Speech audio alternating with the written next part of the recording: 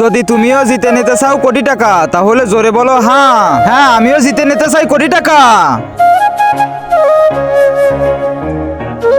তুমি কি কোটি টাকা জিতে নিতে চাও? হ্যাঁ তাহলে আমার প্রশ্নের ঠিক ঠিক উত্তর দাও। তাহলে বলো মেয়েদের কেমন ছেলে পছন্দ, টাকাওয়ালা ছেলে নাকি জিমে যাওয়া ফিট ছেলে? এদের ভিতর কাউকেই না। কেন? কারণ মেয়েদের সাবরি ছেলে পছন্দ। ইয়ো ইয়ো। আচ্ছা ঠিক আছে, দ্বিতীয় প্রশ্ন।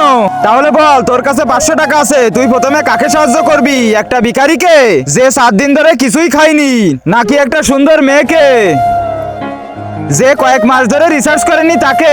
এদের দুজনের ভিতর থেকে কাউকে সাহায্য করব না। কেন? কারণ আমি 5 বছর আগে আমার বন্ধু থেকে 500 টাকা নিয়েছিলাম, আগে ওর টাকা ফেরত দিব।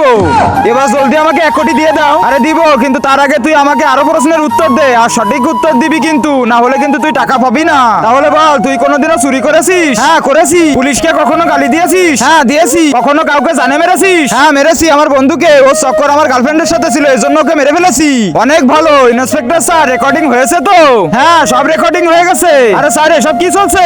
আমরা উকিল আর পুলিশরা মিলে তোমাদের মতো লোভী মানুষকে কোটি টাকার লোভ দেখাই, আর তারপরে তোমাদের অপরাধকে স্বীকার করাই, তারপর আমরা ওদের জেলে পাঠিয়ে দেই। ওরে বাপরে, জলদি পালাই আমি এখান থেকে। দাঁড়া, পালিয়ে যাবি কোথায়?